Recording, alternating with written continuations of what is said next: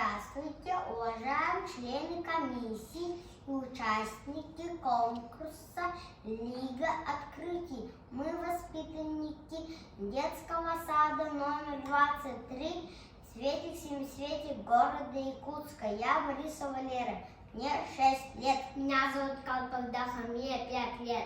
Меня зовут Осипов Миха, мне 6 лет. Тема нашего сезона «Сокровища недр». В нашей республике добывают алмазы, уголь, нефть, газ. В Якутии зимой очень холодно. У нас дома тепло, потому что у нас дома топят газом. Газ есть, но у всех нет, то в поселениях дома топят углем. Но нам стало интересно, как добывают уголь и какую пользу и вред приносит уголь. Сначала Наша гипотеза.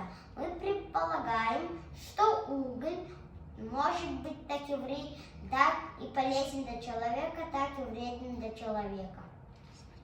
Сначала мы посмотрели видеоролики. Там мы узнали, что уголь это достаточно порода и полезное ископаемое. Уголь это превосходное топливо. Уголь образуется в болотах. Мы в детском саду провели опыты и узнали, что уголь черный, блестящий, твердый, тяжелый, он тонет в воде, при ударе молотком рассыпается. Мы из лего-конструкторства мы сделали проект по переводке угля. Сначала мы сделали 2 самосвала и 1 экскаватор. А потом мы сделали погрузчик. Экскаватор роет карьер, а погрузчик загружает уголь в самосвал, а самосвал возят уголь. Уголь переводится разными способами. Потом мы сделали железнодорожную депо с открытыми полувагонами. Мы построили завод по переводке угля. С помощью специального оборудования уголь погружают в грузовую баржу. При горении уголь дает нам много тепла. Из угля получают кладку и пластмассу. Но мелкая угольная пыль вредна для всего живого, окружающую среду и вредит здоровью людей.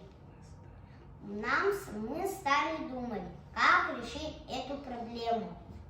Решение номер 1 – механическая вентиляция. Можно сделать в рабочих помещениях вентилятор и освежающую и вытяжную систему. Решение номер 2. Можно поставить фильтры и очистки воздуха. Это циклон, а это скрубел. Решение номер 3. Максимально перевести жилые дома на электрические или газовые или комбинированные отопления. Вывод исследования. Каменный уголь полезный, ископаемое, нужное человечеству. Но мелкая угольная пыль вредна для всего живого. Сохраняем